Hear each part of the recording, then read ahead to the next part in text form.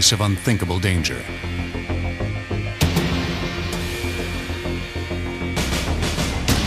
One of the largest, most secret bunkers ever built lies nestled in a lush and remote pocket of the Allegheny Mountains, near White Sulphur Springs, West Virginia. The luxurious Greenbrier Hotel and Recreational Facility is a 5-hour drive from the nation's capital. This 6,500-acre resort is a playground for the rich and famous. The 531-room main hotel is complemented by 3 golf courses and innumerable amenities. But this old Southern-style mansion belies a deep secret. Behind this utility door, marked high voltage to keep out the curious, lies the entrance to one of the largest, most secret bunkers of the Cold War. I'm standing at the wheel of a 25-ton blast door. This is one of 4 entrances into the bunker itself. We're standing at the west tunnel entrance. This particular door, as well as the other 3 doors, all have to be manually operated. It is 10 by 18, 18 inches thick, and it swings freely in closing it to lock it into place.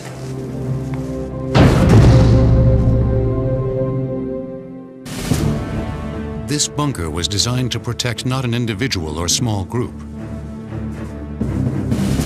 but every member of the United States Congress in the event of a nuclear strike. Codenamed Greek Island, the facility was encased by up to 3 feet of steel-reinforced concrete, with portions resting nearly 100 feet beneath the ground.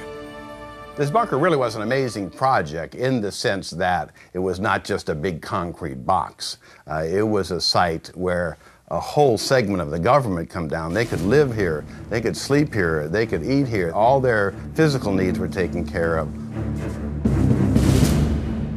18 Spartan dormitories with a capacity of 60 individuals each comprised the core of the bunker. A dining facility able to feed 400 at a time, and chambers large enough to accommodate sessions by both the House of Representatives and Senate completed the complex. Enough food and water were stored to sustain the lawmakers for 60 days. Meanwhile, 42,000 gallons of diesel fuel was available to feed 3 generators, providing power for over a month. For government planners, this seemed a long enough period to ensure delivery of more supplies. Built in 1958, the construction of the Greenbrier bunker was shrouded in secrecy. So the challenge was, the government is asking the Greenbrier and its owners, the Chesapeake and Ohio Railway, to build a huge 112,000 square foot steel reinforced concrete bunker right next to a major luxury resort hotel without anybody noticing what they're doing. So how are we going to do this is the issue. And they come up with a very clever idea, which is we're going to build it right in front of everybody's nose. The plan called for the Greenbrier Hotel to build a new wing. Work on the new building would mask construction of the mammoth subterranean bunker. Tons of excavated earth from beneath the hotel were quietly disposed of by building an additional 9-hole golf course. But the simultaneous construction of the hotel and bunker led to some interesting compromises. An unusual aspect to this secret bunker is that a portion of it, about 1/5 of the square footage, was in fact available to Greenbrier guests. In fact, situations would arise where you'd be standing there and somebody would sort of say, hey, I understand there's a secret bunker at the Greenbrier. And you say, no, there's no such thing. And there you were, standing inside of this secret bunker. The room behind me was used by many thousands of Greenbrier guests. They never realized it was part of the bunker. Hidden behind this secret panel is an 18-ton blast door. When closed, it seals off the bunker from the hotel. Despite the government's best efforts, covert construction and hidden doors could not keep the bunker secret. A Washington Post article in 1992 blew its cover, effectively destroying the facility as thoroughly as a nuclear bomb. Given the accuracy and power of today's weapons, a bunker is only as good as its anonymity. The newly exposed Greenbrier was retired. but most certainly not before another top-secret congressional bunker was opened to take its place. With secrecy at a premium, it goes without saying that the best bunkers in the world are the ones we know nothing about. The President of the United States is said to have access to a network of top-secret bunkers, probably located on or near military bases around the country. In addition, the President relies on a sort of flying bunker, Air Force One. Able to refuel in mid-air, the plane can stay aloft indefinitely or be flown to any number of secret hideouts. Bunkers, of course, can protect us from the enemy, but they can also protect the enemy from us. That's why building bunkers is only half of any country's defensive challenge. Learning how to smash through bunkers is equally important.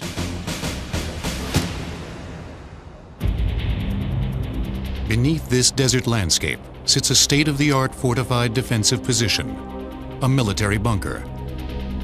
Safely hidden from sight, the bunker is built of concrete and reinforced steel and protected by tons of earth. But it is about to be utterly destroyed.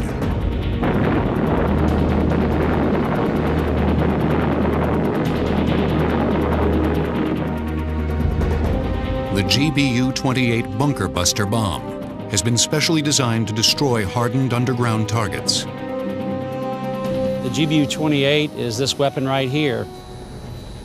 In the front, it's got a laser detector where we can spot a laser on the ground, and this weapon will fly directly to that spot very accurately. The heart of this bomb is a 5,000-pound warhead. But it is the brains of the weapon that make it especially effective against bunkers.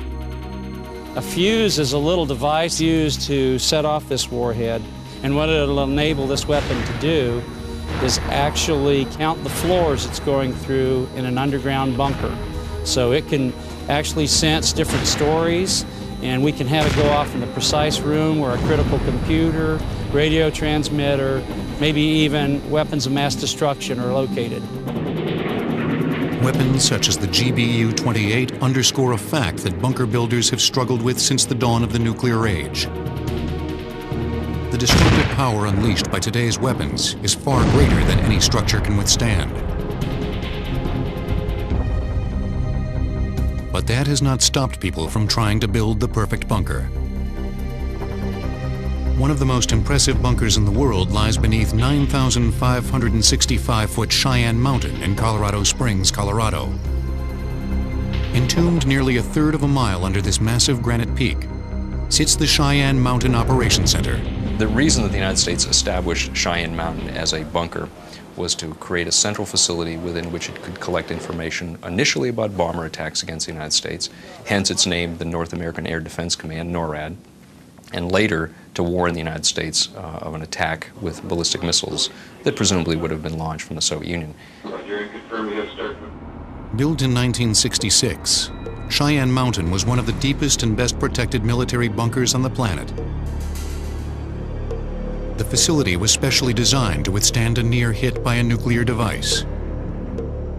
Shielded by the mountain, the 15-building complex was shock isolated on hundreds of 3-foot steel springs. In the event of an attack, these springs would provide a moving barrier between the facility and shifting earth. 25-ton blast doors seal the 4.5-acre facility, protecting the military and civilian staff from the force and heat of a nuclear blast. Nearly 1,200 people can survive on this mountain for up to 3 weeks. At a cost of $142.4 million, the massive bunker jointly run by the United States and Canada is still active, protecting the personnel and equipment that scan the skies for enemy attacks.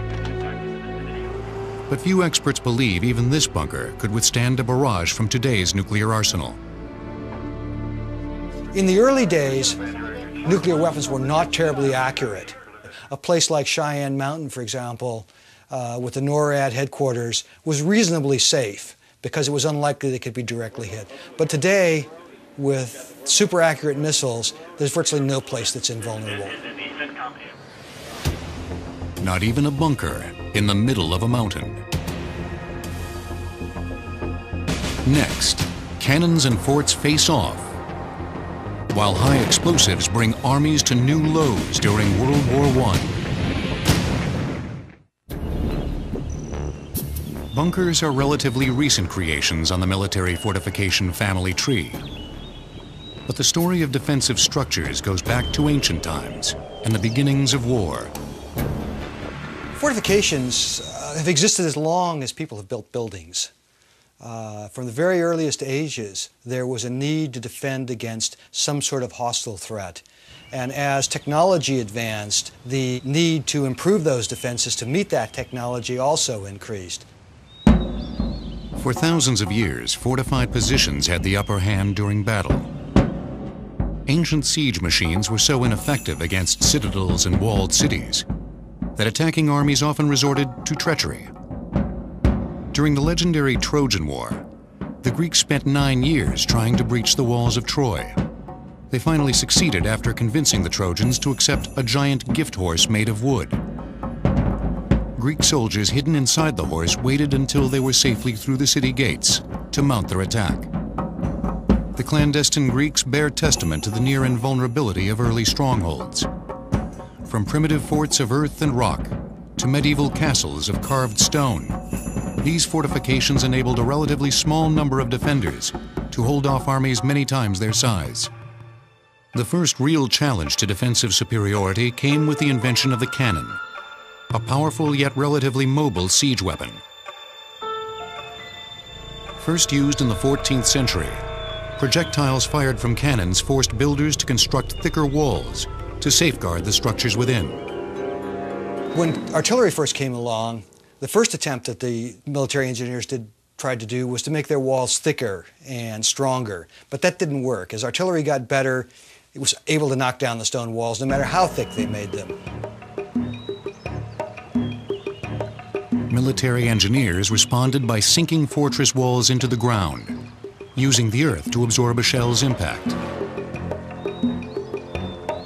The new defensive technique, coupled with the relative inaccuracy of early artillery, shifted the advantage back to the defender, where it remained well into the 19th century. We've reached a stage where the technology of war makes fixed, known facilities highly vulnerable. Once you have accurate artillery, you have the ability to destroy a facility. It might take you days or weeks, but very few things can withstand long-term assault with artillery. The American Civil War saw the first widespread use of these more accurate weapons. In 1862, just 2 years after the start of hostilities, the Confederate-held Fort Pulaski on Cockspur Island in Savannah, Georgia, bore the brunt of an attack using newly developed rifle-barreled cannons. Union shells fired from these weapons were stunningly accurate. Fort Pulaski's 7.5-foot thick walls were pummeled by artillery fired more than a mile away. The dominance of ramped earth and stone walls was quickly coming to an end. The introduction of high explosives at the end of the 19th century made forts even more obsolete. High explosives were capable of doing a great amount of damage, more than any masonry or earth wall could sustain. So then there was a need to develop a new technology to deal with that. And the technology that they came up with was reinforced concrete. At the turn of the 20th century,